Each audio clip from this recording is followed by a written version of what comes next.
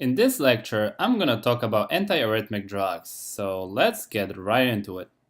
As you may already know, the pumping action of the heart is controlled by the heart's electrical system. The heart contains specialized cells that are able to create their own electrical impulses and send them to the cardiac muscle, causing it to contract. Now, the cardiac conduction system is made up of 5 elements. Number 1, the sinoatrial node, SA node for short. Number 2, the atrioventricular node, AV node for short. Number 3, the bundle of His. Number 4, the bundle of branches. And number 5, the Purkinje fibers. So the normal heart rhythm begins when electrical signals are sent from the SA node. The signal from the SA node causes the atria to contract, pushing blood through the open valves into the ventricles. On the typical electrocardiogram, this is represented by the P wave. Next, electric signal arrives at the AV node and is briefly delayed so that the contracting atria have enough time to pump all the blood into the ventricles. This is represented by the line between the P and the Q wave. At this point, the signal travels through the bundle of His into the bundle of branches. This is represented by the Q wave.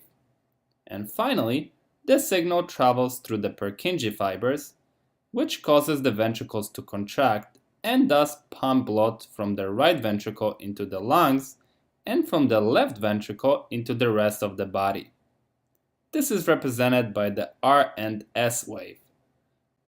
The last T wave represents the recovery of the ventricles. Now, cardiac cells can be divided into 2 types. First, contractile cells, which make up most of the walls of the atria and ventricles, and when stimulated, they generate force for contraction of the heart. And the second type, conducting cells, which initiate the electrical impulse that controls those contractions. Now, while contractile fibers can generate an action potential on their own, the conducting fibers are capable of spontaneously initiating an action potential by themselves.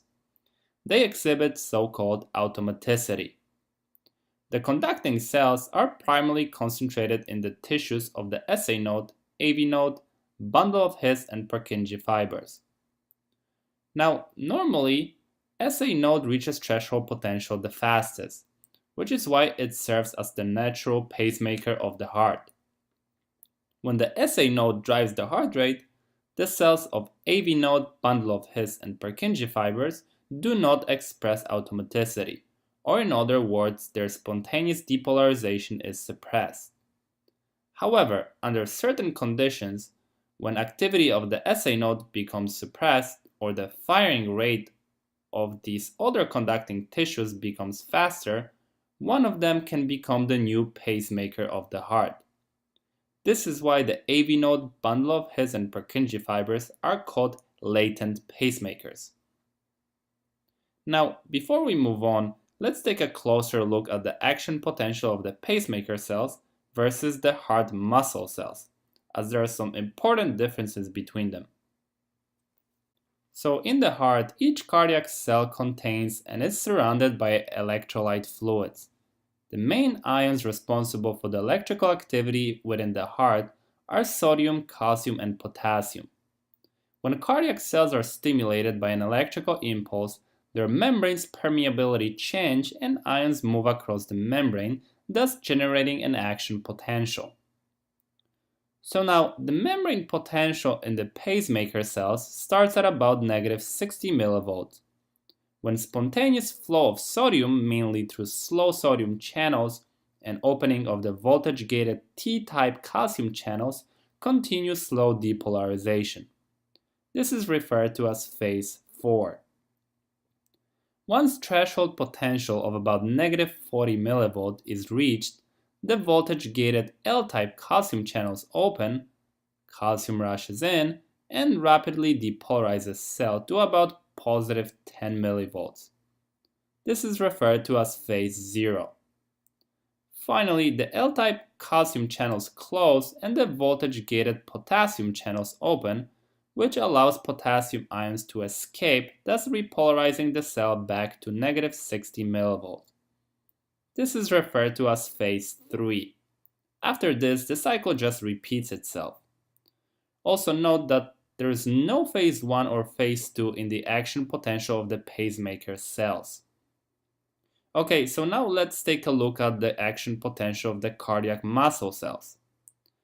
Unlike pacemaker cells, the cardiac muscle cells have resting membrane potential of about negative 90 millivolts due to the constant outward leak of potassium through the inward rectifier channels. This resting phase is referred to as phase 4. Now, when an action potential is triggered in a neighboring cell, the voltage-gated sodium channels open and sodium rushes in, causing a rapid depolarization to about positive 40 millivolts. This is referred to as phase 0. At this point, the sodium channels become inactivated and other voltage-gated channels begin to open, mainly potassium channels, which allow potassium to escape, thus bringing about a small dip in membrane potential. This is referred to as phase 1. Now, something that I didn't mention is that during depolarization at phase 0, voltage-gated L-type calcium channels began to open slowly, allowing calcium enter into the cell. So now, with the positive potassium ions leaving and the positive calcium ions steadily coming in, we have this electrically balanced ion exchange, which keeps the membrane potential on a plateau. This is referred to as phase 2. Lastly, the plateau phase is followed by a rapid repolarization, referred to as phase 3, which is caused by a gradual inactivation of the calcium channels and continuous outflow of potassium. This brings the membrane potential back to the resting phase 4. So now let's switch gears and let's talk about arrhythmias. So what is arrhythmia?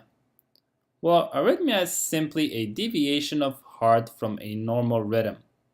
So normal heart rhythm will have a heart rate of between 60 to 100 beats per minute, with each beat generated from the SA node. Each cardiac impulse will also propagate through normal conduction pathway with normal velocity. Now, arrhythmias are generally classified based on heart rate as bradyarrhythmias, when the rate is below 60 beats per minute, or tachyarrhythmias, when the rate is above 100 beats per minute. However, in order to understand pharmacology of antiarrhythmic drugs, we need to focus on mechanisms of tachyarrhythmias. So there are three basic mechanisms responsible for the initiation of tachyarrhythmias. First, abnormal automaticity, also referred to as enhanced automaticity. This occurs when the cell membrane becomes abnormally permeable to sodium during phase 4, which results in increase in the slope of phase 4 depolarization. This can cause other cells to accelerate their automaticity and thus generate impulses faster than the SA node. The second mechanism is called triggered activity. Triggered activity involves the abnormal leakage of positive ions into the cardiac cell, leading to this bump on the action potential called after depolarization. These after depolarizations can occur during phase 2, 3, or 4, and if they have sufficient magnitude, they can trigger premature action potentials. Now, the third mechanism of tachyarrhythmias is called re-entry. Example of this is Wolff-Parkinson-White syndrome, in which an extra or so-called accessory pathway exists between the upper and lower chambers of the heart. So normally, the electrical signal travels from the SA node to AV node to bundle branches, and once it reaches the Purkinje fibers, it stops and waits for another signal from the SA node. Now, when the accessory pathway appears, the signal travels through this pathway from ventricles back to atria, causing them to contract before SA node fires again. This creates this abnormal loop of electrical activation circulating through a region of heart tissue, causing tachyarrhythmia. Another example of reentry is atrioventricular nodal reentry tachycardia, AVNRT for short. So typically there are two anatomic pathways for carrying signal through the AV node. First pathway is called the fast pathway because it allows fast conduction. However, it has a long refractory period, meaning it recovers slowly. On the other side, the second pathway is called the slow pathway because it only allows slow conduction. And because of that, it has short refractory period, meaning it recovers fast. So now the signal comes down from the SA node and then it splits and travels fast through the fast pathway and slow through the slow pathway. So the fast pathway signal reaches the common pathway on the other end well before the slow pathway signal gets there. From there, the fast pathway signal spreads to the ventricles as well as up the slow pathway where it hits the slow signal, causing it to terminate. Now, if a premature beat occurs at the time when the fast pathway signal is still in the refractory period, the signal will travel down the slow pathway. As the slow signal approaches the common pathway, fast pathway comes out of refractory period. So now the slow signal spreads to the ventricles and it also travels up the fast pathway. But let's not forget that the slow pathway has a short refractory period. So by the time the signal reaches the top, the slow pathway is ready to conduct another signal. So what ultimately happens here is that the signal continues to circle around, sending fast impulses, which result in tachycardia. Now, let's move on to discussing the actual antiarrhythmic drugs. So, most commonly used classification of antiarrhythmics is the Vaughan-Williams classification, which groups most antiarrhythmics into four classes, based on their dominant mechanism of action. Now let's discuss each of these classes. So first, we have class 1 drugs, which work mainly by blocking sodium channels in the open or inactivated state. Inhibition of sodium channels decreases the rate of rise of phase 0 depolarization and slows conduction velocity. Class 1 drugs are subdivided into three subclasses according to their effect on the cardiac action potential. First, we have class 1A drugs, which moderately depress the phase 0 depolarization by blocking fast sodium channels. They also prolong repolarization by blocking some potassium channels. So what we'll see with class 1A agents is prolonged action potential and prolonged effective refractory period. The agents in this class include procainamide, quinidine, and disopyramide. These agents are used in the treatment of a wide variety of arrhythmias, such as ventricular tachycardias and recurrent atrial fibrillation. Adverse effects include blurred vision, headache, and tinnitus, which may occur with large doses of quinidine, and some anticholinergic effects, which may occur with the use of disopyramide. Secondly, we have class 1B drugs, which have relatively weak effect on the phase 0 depolarization due to minimal blockade of fast sodium channels. However, these agents shorten repolarization by blocking sodium channels that activate during late phase 2 of the action potential. So what we'll see with class 1B agents is shortened duration of action potential and shortened effective refractory period. The agents in this class include lidocaine and mexiletine, which are mainly used in the treatment of ventricular arrhythmias. When it comes to adverse effects, lidocaine can cause CNS toxicity, including seizures, while mexiletine can cause nausea and vomiting. Now the third and the last subtype that we have is class 1C drugs, which are powerful fast sodium channel blockers, which depress the phase 0 depolarization markedly. They also inhibit the His-Purkinje conduction system with a limited effect on repolarization and refractory period. The agents in this class include flecainide and propafenone, which are mainly used in the treatment of refractory ventricular arrhythmias. When it comes to adverse effects, the most common ones include dizziness, blurred vision, and nausea. Also, something that I haven't mentioned yet is that one of the risks associated with the class 1 agents, actually all of them, is that they have potential to actually cause arrhythmias themselves.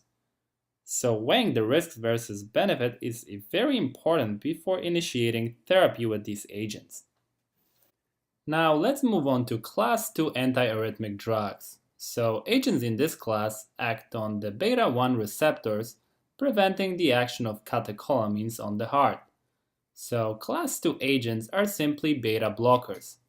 Beta blockers depress sinus node automaticity and slow conduction through the AV node, which results in decreased heart rate and decreased contractility. Examples of beta blockers commonly used for arrhythmia are propranolol, metoprolol, atenolol, and esmolol. Now, esmolol, unlike the other beta blockers, is somewhat special in that it's given intravenously in an emergency acute arrhythmias. And the reason for that is that it has fast onset of action and very short half-life, which allows it to be titrated rapidly when necessary. So the bottom line is that beta blockers are a good choice for treatment of arrhythmias provoked by increased sympathetic activity. And if you want to learn more about them, check out my other videos about adrenergic receptors and beta blockers. Now let's move on to class 3 antiarrhythmic drugs. So class 3 agents work mainly by blocking the potassium channels that are responsible for the phase 3 repolarization. This leads to increase in duration of action potential and increase in effective refractory period. The agents in this class include amiodarone, dronedarone, sotalol, dofetilide, and albuterolide.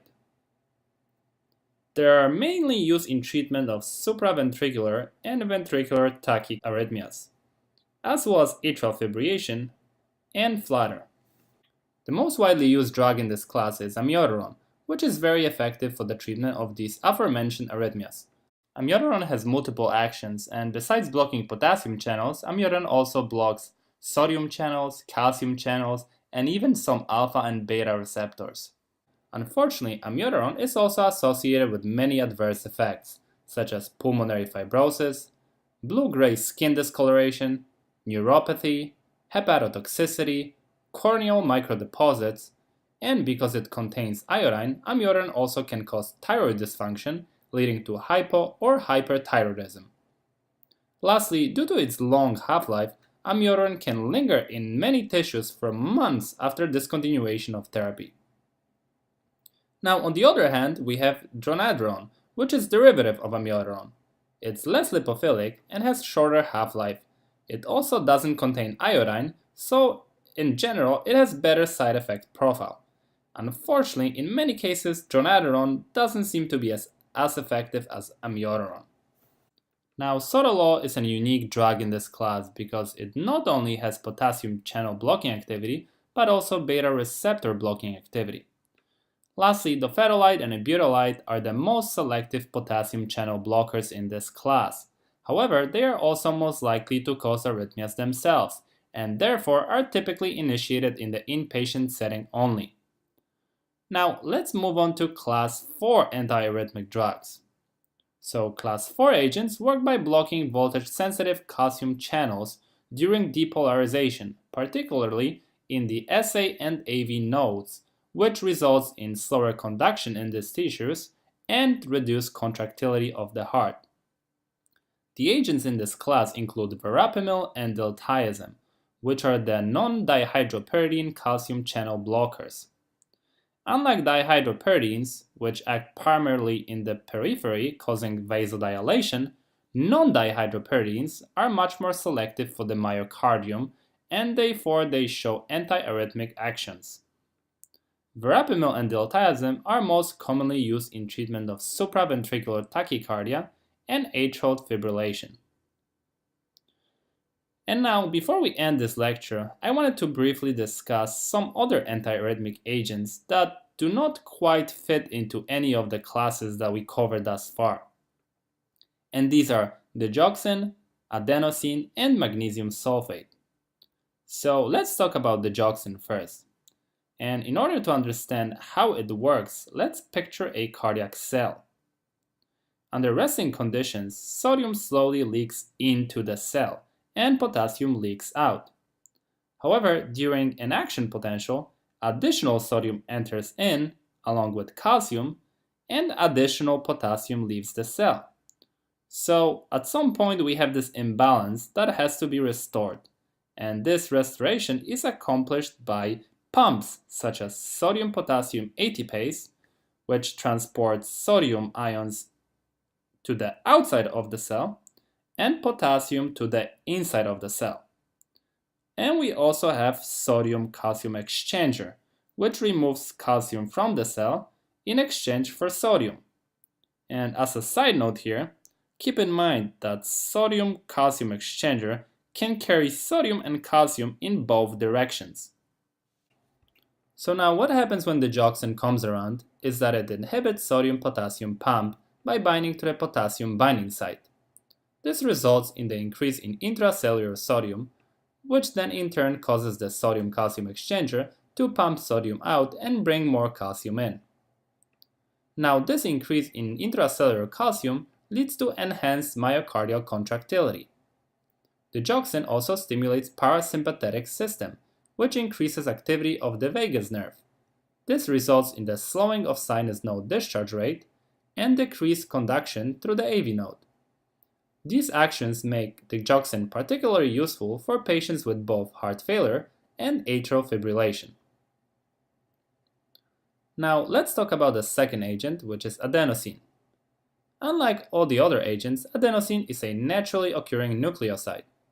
It works by stimulating A1-type adenosine receptors on the atrium as well as on the SA node and AV node, which results in decreased automaticity, decreased conduction velocity, and prolonged refractory period.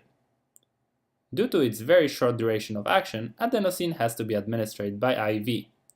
Its main indication is an acute supraventricular tachycardia. One of the biggest benefits of adenosine is that it's relatively non-toxic, with the most common side effects being chest pain, flushing, and hypotension. Now finally, let's talk about our third agent, which is magnesium sulfate. Magnesium sulfate plays an important role in transport of sodium, potassium, and calcium across the cell membranes. Unfortunately, its precise mechanism of action for treating arrhythmias is largely unknown. However, what we know is that magnesium sulfate administered intravenously is very effective for treatment of torsade de pointe and digoxin-induced arrhythmias. And with that, I wanted to thank you for watching. I hope you enjoyed this lecture, and as always, stay tuned for more.